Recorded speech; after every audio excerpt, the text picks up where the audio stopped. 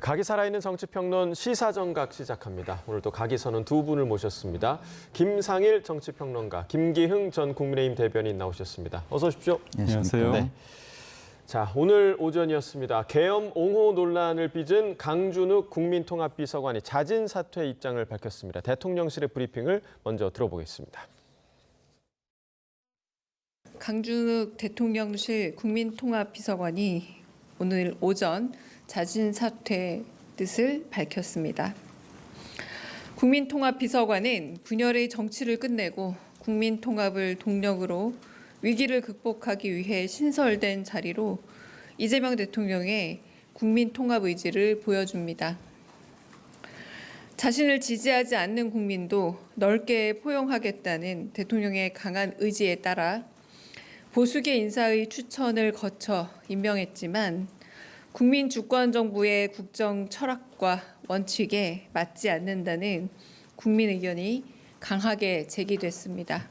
언론인 여러분과 국민들이 제기하는 여러 의혹 같은 부분들이 만약에 저희가 인사검증에서 허용한 수준을 넘어갈 때라고 생각했을 때 저희가 사의 표명으로 이렇게 답을 드린 거니까요. 네, 저희 인사검증 시스템에서는 아무런 문제가 없고, 그러나 이거는 제 개인적인 좀 의견을 보태자면 그러니까 검증 시스템에서 보지 못했던 예상 외의 문제가 좀 발견이 됐다라고 봐주시면 될 듯합니다.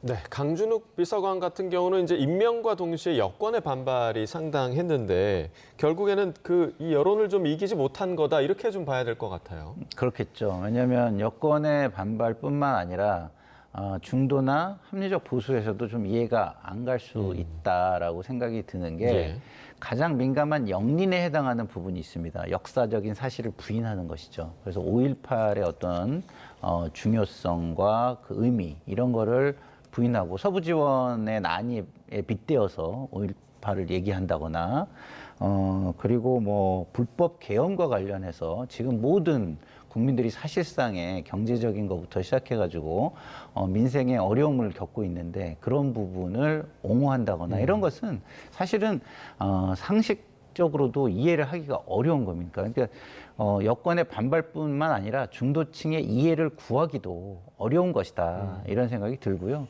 대통령께서 아무리 국민통합의 의지와 선의를 가지고 했다는 의미가 있다 하더라도 그것을 이해해 줄 수 있는 수준을 넘어섰다, 이렇게 보는 것이 맞을 것 같습니다. 네, 이 논란이 이제 강준욱 전 비서관의 책에서 지금 시작된 부분이 있기도 하고, 정규재 주필이 강준욱 비서관을 또 추천했다, 이런 얘기도 들리는데 대통령실에서 그런 논란을 좀 예상하지 못했을까요? 아무래도 이제 학자 아닙니까? 학자 입장에서 이분이 평상시에 어떤 생각을 하고 어떤 책을 썼는지 그 부분을 인사 검증 단계에서 봐야 되는 게 당연한 거죠. 야만의 민주주의가 제가 알기로는 한 3월달 정도에 나온 거로 알고 있고, 정규재 주필이 그냥 단순히 대통령을 만났을 때 이름 석자만 얘기하진 않았을 거 아닙니까? 그렇다면 민정수석실은 좀 난감했을 것 같아요. 본인들도 봤겠죠. 봤을 텐데 아무래도 대통령이 딱 꼬집어서 이 사람 어떤지 알아봐라 얘기했는데 거기에서 그렇다면 제대로 된 검증이 있을 수 있을까? 결국 문제가 뭐냐면 인사 검증을 하는 민정수석실에 밑에 누가 있느냐? 민정수석 비서관, 그다음에 공직기강 비서관, 법무비서관, 이런 일련의 사람들이 다 이재명 대통령의 예전에 당대표 성남시장 시절에 변호인이었습니다. 그래서 저희가 이분들이 민정수석실에 들어갔을 때 과연 문제가 있을 때 객관적으로 입바른 소리를 할 수 있는가에 대해서 회의적이었거든요. 그래서 소위 말해서 가르마가 타지면 그거에 걸맞는 어떤 페이퍼를 만들 수밖에 없는 위치였기 때문에 실질적으로 문제가 있을 수밖에 없다, 이렇게 보고 있고, 저는 김상일 평론가님께서 말씀하신 역사적인 부분이나 계엄의 어떤 문제점, 그런 부분은 저는 동의합니다. 다만 이제 이분의 야만의 민주주의 관련해가지고 민주당의 끊임없는 탄핵에 대한 어떤 위험성, 남발, 이런 부분은 헌재에서 대통령에 대해서 파면 결정을 할 때도 이런 부분 또 민주당에 대한 어떤 책임론도 일부 지적을 했습니다. 그렇기 때문에 저는 강유정 대변인이 어제까지만 하더라도 이 해당 비서관이 반성하고 사과했다 예. 이런 얘기를 했을 때 예. 저는 좀 의문이 드는 게 이분이 어떻게 보면 쓴소리를 하고 이견을 제시하는 위치로서 그런 위치로 갔을 텐데 모든 것들을 반성하고 뭐 사과한다. 그렇다면 이 사람이 거기 있을 이유가 없는 거잖아요. 그러니까 레드팀으로서 이견을 제시하는 입장으로서 예. 주류의 어떤 생각보다도 비주류로서의 어떤 자기의 존재감을 드러내야 되는데 문제가 터지니까 다 반성한다. 그야말로 그게 가능한 일인지 잘 모르겠습니다. 네, 그러니까 인사 검증 과정에서 이제 비서관들에 대한 문제를 네. 좀 지적하셨어요. 그러니까 대통령 뜻에 맞게 인사 검증이 좀 제한적일 수밖에 없지 않겠느냐라는 지적이셨는데 이 시스템에 대해서 좀 어떻게 보고 있습니까? 실제로 좀 인사 라인이 대통령의 보좌진들이 좀 그 개선 조직으로 좀 존재한다든가 그리고 변호를 했던 변호인 출신들이 쭉 포진했다든가 이런 건 한계가 있을 거예요. 한계가 있을 건데 한계가 없는 시스템은 없죠. 그렇지만 이제 지도자가 그것을 어떻게 주문을 하고 예. 어떤 역할을 원하는지에 따라서 그 기능은 달라질 것인데요. 어쨌든 이번에 드러난 것은 뭐 말씀하신 대로 다 공개된 자료고 예. 언론이나 뭐 정치권에서는 이미 알만한 사람은 다 아는 부분인데 그런 부분에 대한 어떤 여론의 어떤 청취라든가 아니면은 시뮬레이션이라든가 사전에 이런 게 좀 충분하지 못한 부분은 인정해야 되는 거 아닌가 싶은데 그 부분과 만약에 국민 통합의 대의, 그러니까 뭐 보수 쪽에서 쓴다는 게 큰 의미가 있잖아요, 상당히. 예. 그 우리의 시스템 안에 보수 인사를 넣어서 거기에 의견을 예. 상시적으로 투영하려고 하는 그 의지가 굉장히 강하고 그다음에 그쪽에서 추천하는 사람을 쓴다는 것도 굉장히 그거는 강한 의지를 예. 표명하는 겁니다. 그래서 이런 대의와의 어떤 저울질 속에서 검증 기능은 상대적으로 조금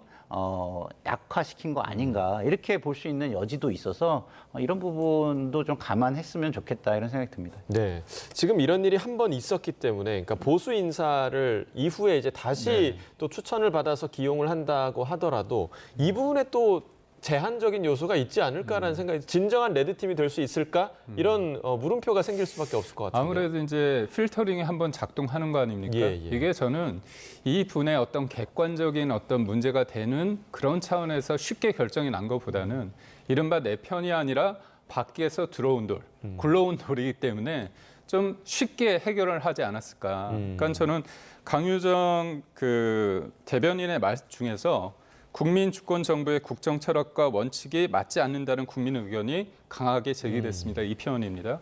국민 주권 정부로서 국정 철학과 원칙에 맞지 않아서 자진 사퇴했다는 예. 거잖아요. 그렇다면 국민 주권 정부에 있어서의 철학과 기조에 가장 어울리는 사람이 강선우 후보자는 아니잖아요. 그러니까 결국 그 기준점이 뭐냐. 결국은 이재명 대통령과의 어떤 거리감? 그런 부분이라는 거죠. 저는 사실 이진숙 후보자도 당연히 낙마돼야 된다고 보지만 이분에 대해서 지나치게 지명철회라는 방식으로 자리에서 내려오게 하지 않았습니까? 그건 뭐냐면 사실상 강선우 후보자를 구하기 위해서 이진숙 후보자를 더 세게 때렸다는 거죠. 그러니까 국민들로 하여금 이재명 대통령이라는 사람은 뭐 좀 세게 책임을 묻는구나. 그렇지만 상대적으로 봤을 때 그 뒤는 뭐냐면 강선우 후보자를 좀 더 안고 가겠다는 예. 그런 전략이 숨어 있기 때문에 예. 저는 그렇습니다. 원칙이 있으면 괜찮아요. 그렇지만 지금 강선우 후보자에 대해서 사람들은 머릿속에 이만큼 차지하고 있는데 이분 저도 이름 잘 모르거든요. 강준욱. 이분의 존재감이 그렇게 큰 건 아닙니다. 그렇기 때문에 국민의 눈높이에서 대통령과 대통령실은 사과해야 된다. 이렇게 봅니다. 자, 지금 이제 얘기가 강선우 후보자의 얘기로 좀 넘어갔는데, 자, 대통령실에서 오늘 이제 강선우 여성가족부 장관 후보자에 대한 인사청문 보고서를 재송부할 계획이다라는 얘기가 좀 들리기도 했습니다. 이번 주 임명 절차를 마무리할 방침인 것으로 파악이 됐는데 논란이 계속되고 있죠. 관련 영상 보시고 이야기 나눠보겠습니다.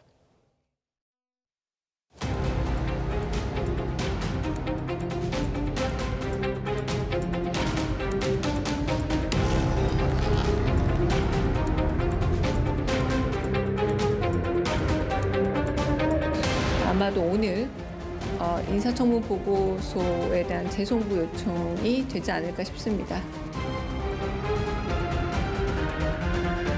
여가부 장관으로서의 전문성을 갖춘 후보입니다. 반면 강선우 후보자에 대한 갑질 의혹은 의혹과 다른 사실도 확인되고 있습니다.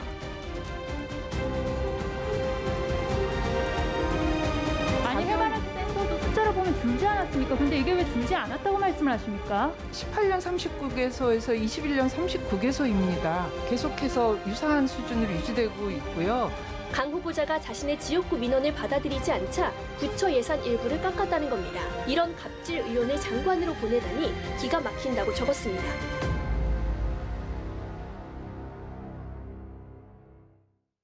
자, 인사청문 보고서를 재송부를 이제 국회에 요청한다. 이거는 임명 강행이라는 뜻으로 봐야 되는 겁니까? 예, 뭐 아쉽지만 그렇게 의지가 읽혀지고요. 저는 뭐 개인적으로 방송에서도 많이 피력을 했지만 이것이 우리 내부의 갈등 요인이 될 가능성이 있다라는 생각이 들어요. 왜냐하면 현역 의원들과 보좌진 다 같은 동지들 아닙니까? 근데 어느 동지들은 동지주의에 해당하고 어느 동지들은 그냥 소모되고 활용되고 사용되는 그냥 소모품에 불과하다고 만약에 느껴진다면 그것은 어떤 동질감 그리고 연대감 이런 것이 생기기는 좀 어려울 거라고 봅니다. 그래서 이런 기득권 중심 동지주의는 저는 굉장히 위험하다라는 생각이 들고요. 지금 국회에 현역 의원들이 어떤 정당에서는 가장 영향력이 클 수밖에 없지 않습니까?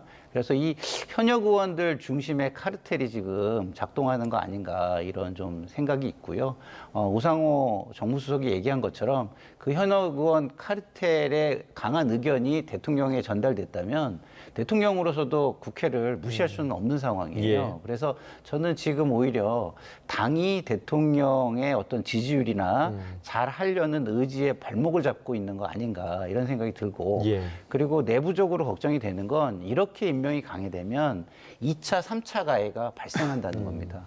오늘 뭐 또 다루겠지만 문진석 의원의 발언, 그 내부에서 이런 약자나 피해자들에 대한 발언이 2차 가해로 작동할 수 있고요. 3차 가해는 장관으로 또 그러니까 권력자로 들어서게 되면은 그 분위기가 약자들은 더 그늘 속으로 어둠 속으로 더 물러나게 움츠리게 해야 한다는 구조적 또 가해가 일어나거든요. 이런 부분을 가장 많이 살펴야 될 게 저는 우리 민주당이라고 생각해서 그런 부분에서는 좀 대통령께서 아무리 현역 의원들 170명이 넘는 의원들의 의지가 있다 하더라도 좀 설득과 강단 있는 결단을 좀 해주셨으면 어땠을까. 그리고 아직 시간이 있으니까 해주시면 오히려 중도를 넘어서는 큰 박수를 받을 것이다. 이런 말씀을 드리고 싶습니다. 네, 지금 임명 이후에 이제 우려되는 부분을 좀 짚어주시기도 했고 어제 새로 제기됐던 의혹 중에 하나가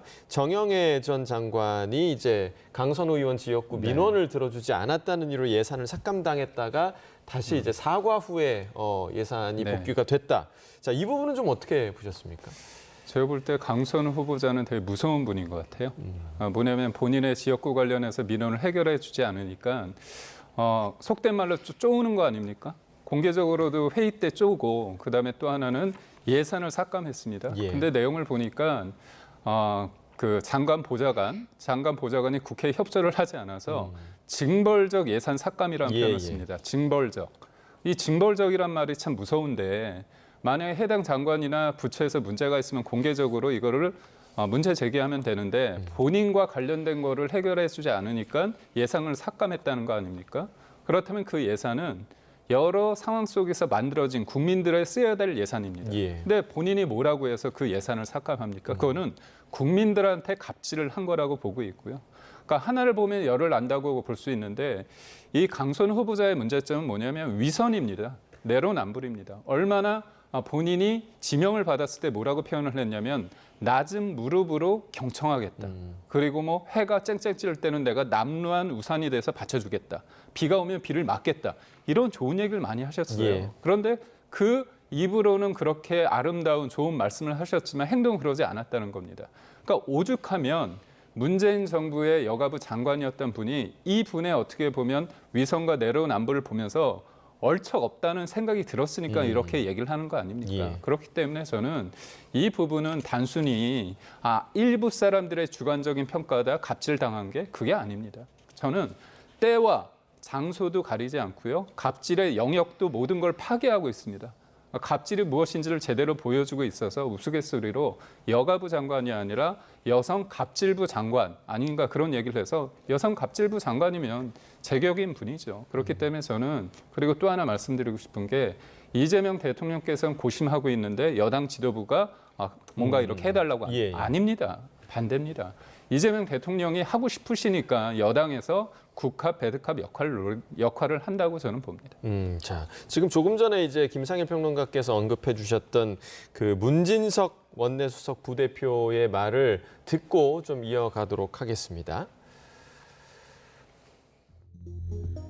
직장이란 개념보다는 사실 직장이란 개념도 있지만요. 예. 보좌진과 의원은 동지적 관점도 있거든요. 착각을 하는 거죠. 너무 이제 가까운 사이다 보니까 국회의원들도 뭐 가끔 사적인 심부름을 아무 꺼리낌 없이 시키는 경우도 있을 겁니다. 보좌진이 자발적으로 예를 들어서요. 어떤 자발적인 마음을 가지고 하는 보좌진도 있거든요. 나는 의원이 좋다. 뭐 내가 여기 직장이라 생각 안 하고 우리 의원과 동지적 관계다. 이렇게 생각하는 보좌진도 있다. 이런 말씀. 네, 아마 요 지금 언급에 대해서 조금 놀라신 분들도 있으실 것 같습니다. 그러니까 사적인 심부름을 거리낌 없이 시키고 또 보좌관들 역시 자발적으로 하는 경우도 많다 이런 얘기였는데 좀 어떻게 들으셨어요? 이게 우리가 뭐 성폭행 사건이 생기거나 하면은 이런 비슷한 얘기가 나오게 되죠. 예, 뭐 친해서 뭐 관계를 뭐 오해해서 예. 내지는 뭐 착각해서 이런 얘기가 나오는데 정말 약자에 대한 공감 능력이 없는 분 아니면 저런 얘기하기가 어려울 것 같고요. 우리가 소위 말하는 감수성이라고 하죠. 사회적 약자 감수성이 없지 않으면 저렇게 얘기하기 좀 어렵다는 생각이 들어요. 동지적 관계라는 관점 이걸 얘기하시잖아요. so what이에요. 영어 표현으로 so what이에요. 그래서 뭐 어쩔 건데 이거예요. 왜냐하면 그것은 자발적으로 하는 사람이 주체적으로 한다는 거잖아요. 근데 위에 있는 위계적인 상급자가 그런 것도 있기 때문에 그걸 해야 된다고 강요한다면은 그것이 뭐 그게 동지적 관점이 됩니까? 예? 강자의 관점이 되는 거죠. 그 순간에 약자가 자발적으로 할 때 그것이 우리가 권위도 되는 거고, 예. 뭐 진정성도 되는 거고 여러 가지 좋은 말로 표현할 수 있는 거지만 그것을 강자가 이용할 때는요 좋은 말로 포장할 수가 없는 예. 겁니다. 동지적 관점이 아니에요. 그거는 위에서 위계적 관점이나 강자의 관점으로 변질되는 것이거든요. 예. 그렇기 때문에 좀 문지석 그 의원의 저 말은요 그 전형적인 2차 가해에 해당한다라고 저는 생각합니다. 네. 그 대변인께서는 좀 어떻게 들으셨습니까? 그러니까 권력이 이제 친소 관계로 이루어지면 그게 사실상 사유화되는 거 아닙니까? 정치가 사유화되고 있는 그런 상황이라고 보고 예. 있고 무엇보다도 예를 들어서 제가 이제 기자를 했는데요. 기자할 때 어떤 선배한테는 저한테 사실상 뭐 욕도 하면서 막 기응아 이렇게 해도 기분이 좋은 사람이 있고요. 예.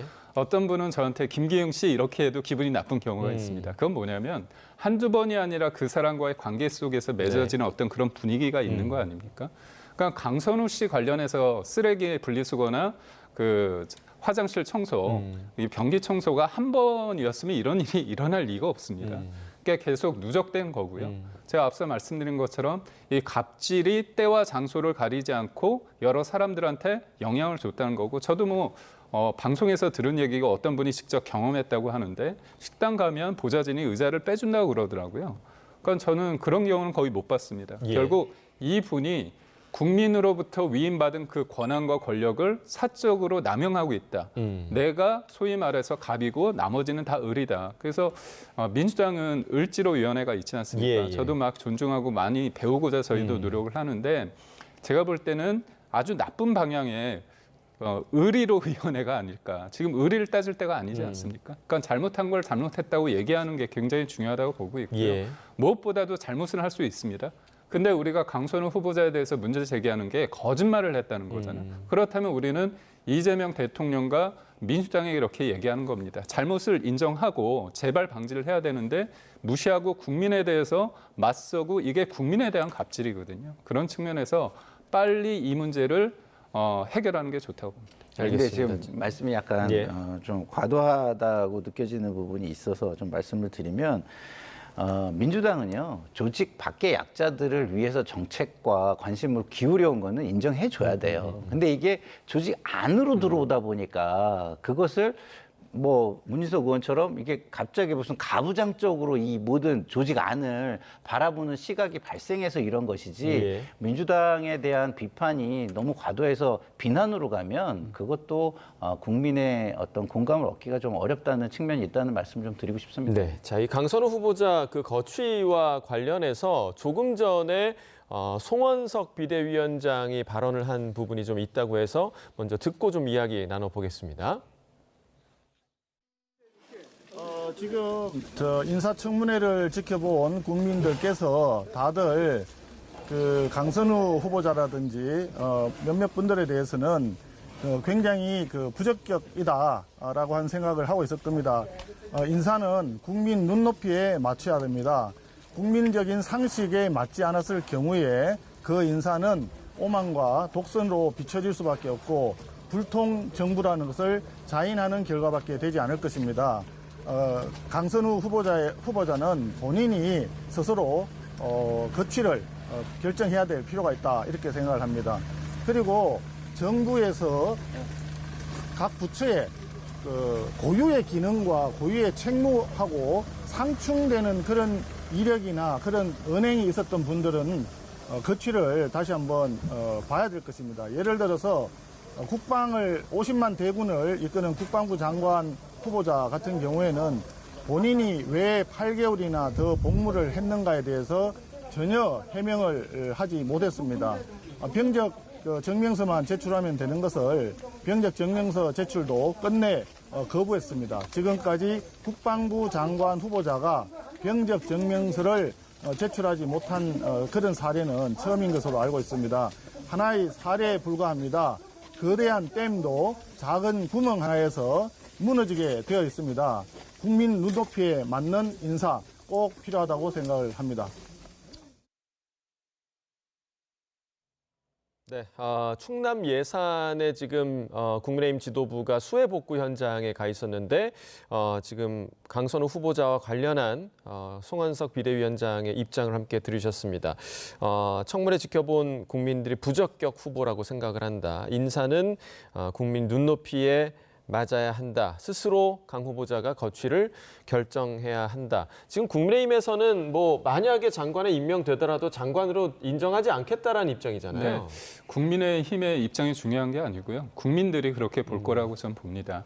그러니까 자꾸 대통령실이나 여당이 어떤 문제에 대해서 결정을 할 때 야당을 보면서 하는 경우가 있는 것 같아요. 야당이 지금 국민들한테 지지를 못 받고 있다, 질이 멸렬하다. 그게 아닙니다. 정치는 야당을 보고 하는 게 아니라 국민을 보고 해야 되는 거 아닙니까? 그렇다면 잘못을 했으면 그거에 대한 교정은 국민을 보고 하는 건데 자꾸 야당이 어떤 입장을 내는지 그건 중요치 않고요. 예. 저도 국민들이 봤을 때 무엇보다도 문제가 있다고 다 공감을 하기 때문에 저희는 국민의 뜻을 비추어가지고 받아들여가지고 문제 제기를 할 수밖에 없다. 예. 사실 오늘 오전에 그 강유정 대변인 브리핑 계획이 이제 나왔을 때 인사 관련 얘기다라고 했을 때 사실 강선우 후보자 관련 얘기가 좀 더 적극적으로 나오지 않을까라는 생각도 있었는데 일단 그 얘기는 없었고 그렇죠. 강선우 후보자 본인이 막판에 좀 자진 사퇴 가능성도 좀 열려 있는 겁니까? 어떻게 좀 전망하세요? 그게 쉬워 보이지 않는 것 같아요. 아까 제가 말씀드렸지만 민주당의 그 의원들은 이게 이제 자신들에게도 적용될 수 있는 부분들이 조금씩 있잖아요. 보좌진과의 관계에서 어떤 미투가 계속 이어질 수 있다라는 것도 있을 수 있고,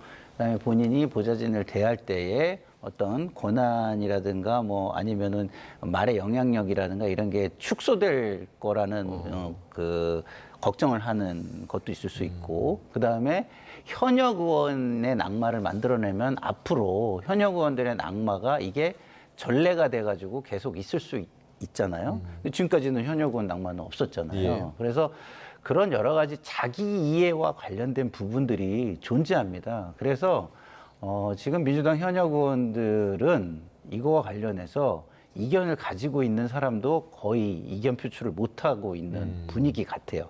제가 좀 이렇게 대화를 나눠보면. 예.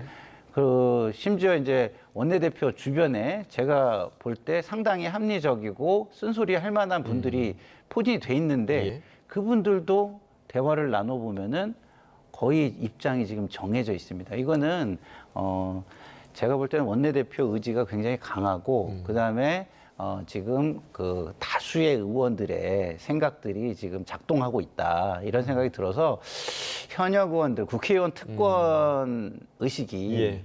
특권 내려놓기가 돼야 되는데 특권 의식이 너무 강하게 발동하고 있는 거 아닌가 이런 생각이 듭니다. 예.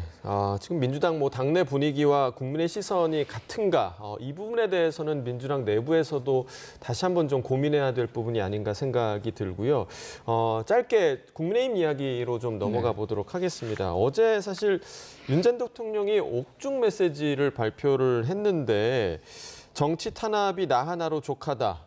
라는 메시지였습니다. 이 시점에 이런 글을 올린 이유가 좀 어디에 있겠습니까? 아무래도 지금 세 개의 특검이 작동을 하면서 내란 특검과 김건희 여사 특검 그리고 또 해병대 특검을 통해 가지고 정치권도 그렇고 여러 사람 심지어 여의도 순복음교회 그리고 극동방송 어떻게 보면 원로 교계 목사님까지도 압수수색을 당하는 상황이지 않습니까? 그렇다면 윤석열 전 대통령 입장에서는 본인은 계엄에 대해서 어떻게 생각했냐면 이거에 대해서 잘못된 방향으로 가는 부분에 대해서 교정을 하기 위해서 경고를 하기 위해서 했다는 그런 차원 아닙니까? 그러니까 본인이 대통령인데 정권을 찬탈하고자 하는 어떤 의도가 있겠느냐, 그런 의지가 있겠느냐 그런 말은 하는데 여하튼 그럼에도 불구하고 헌재에서 파면의 결정을 했고요. 지금 내란 혐의로 수사를 받고 있고 그 이후에 기소돼서 재판을 받고 있는 중입니다. 예. 그렇다면 나에 대한 어떤 시선은 나에 대한 어떤 책임론을 하겠지만 나의 어떤 지시에 의해서 이어진 그런 사람들에 대한 그런 것까지 이렇게 하는 거는 조금 법적인 걸 넘어서 정치적으로도 문제가 있지 않느냐. 이런 부분에 대해서 지금 여러 가지 어떤 특검의 조사 방식과 수사에 대해서 본인의 어떤 불만을 공식적으로 좀 제기한 게 아닌가 싶습니다. 이런 시선도 있더라고요. 김건희 여사 소환 통보가 이제 있잖아요. 8월 네, 6일에. 네, 네. 그것 때문에 이런 글을 올린 거 아니냐? 요 해석에 대해서는 어떻게 좀 보십니까? 그러니까 그런 부분도 저는 존재한다고 생각하고요. 한 세 가지 정도인데 지금 말씀하신 것도 저는 존재한다고 생각하고 또 하나는 기본적으로는 전대를 앞두고 있잖아요. 예. 그래서 이렇게 하나의 외부의 적을 만들므로써 자기 영향력을 넓히고 전대에 영향을 주려고 하는 생각이 좀 저는 있다라고 좀 봐요. 예. 그러니까 이제 전환기 씨도 들어가서 저렇게 목소리를 내는 거 아니겠습니까? 사실상의 극우 세력이 지금 국민의힘을 장악하려는 시도가 일어나고 있다라고 생각하는 게 이제 제 두 번째 생각이고요. 세 번째는 법치를 생각하지 않으시는 것 같아요. 예를 들어서 보세요. 지금 뭐 군인들이니 본인의 지시를 받았던 사람들이니 이런 사람들이 수사를 받는 거는 왜 누가 만든 상황입니까? 지금 본인이 만든 상황이에요. 지금 이렇게 수사를 받아야 될 두려움에 떨고 있는 젊은이들은 부모들이 지금 한 걱정을 하고 계십니다. 이 모든 사람들을 그 위기의 구렁텅이로 누가 갖다가 쑤셔 박았는데 저런 이야기를 할 수 있는지 저는 이해가 가지를 않고요. 그리고 본인의 생각은 이게 뭐 뭔가를 교정하는 거다, 뭐 큰 대의다 이렇게 생각할 거라고 말씀하셨는데 자 그러면요 법 기준에 맞게 해야죠. 지금 법의 기준으로 지금 잣대로 모든 걸 하는 겁니다. 그럼 이 기준에 안 맞는다고 하면은요 그 말은요 다 무색한 거예요. 그냥 자기 변명이고 책임 떠넘기고 이런 것뿐이 안 되는 겁니다. 그런 부분에 대해서 우리가 절대 국민의힘 분들도요 옹호해서는 안 된다고 생각합니다. 마지막으로 그 국민의힘 얘기 잠깐 언급을 해주셨는데 지금 뭐 전한길 씨까지 합류한 국민의힘 내부 상황 그리고 앞으로 전대에 대한 전망을 좀 어떻게 하고 계십니까? 제가 볼 때는 이제 전한길 씨에 대해서 들어오고 그다음에 당대표로 나오는 전대에 과연 나올 수 있을까에 대해서는 의문이라고 저는 생각을 하는데 전한길 씨에 대한 입장은 당내에서 굉장히 다양합니다. 그리고 국민의힘 당원들도 그렇고 국민들도 그럴 텐데 저는 전대라는 거는 뭐냐면요. 혁신위를 통해서 뭔가 쇄신을 하고 변화를 하기에는 기간도 짧은 뿐더러 혁신위가 가지는 어떤 정당성이 부족합니다. 이거는 선출직을 통해서 민주적 절차를 통해서 어떤 헤게모니를 가져야 되거든요. 그렇기 때문에 저는 어쩔 수 없이 전대라는 과정 속에서 다양한 목소리를 가져서 거기에서 어떤 가르마가 타지고 새로운 리더십이 만들어졌을 때 지금의 여러 가지의 어떤 백가쟁명식의 어떤 주장이 하나로 수렴될 수밖에 없다. 우리가 일종의 어떤 통과 의례로서 그 과정을 거치고 나면 그 결과에 대해서 인정을 하지 않습니까? 그렇다면 그 안에서 지금의 전한길 씨가 얘기하는 목소리가 어느 정도 반영이 될지 그 과정에서는 국민의 선택과 당원이 판단을 할 거라고 봅니다. 알겠습니다. 오늘 여기까지 듣겠습니다. 김상일 정치평론가, 김기흥 전 국민의힘 대변인과 이야기 나눠봤습니다. 말씀 고맙습니다. 맞습니다.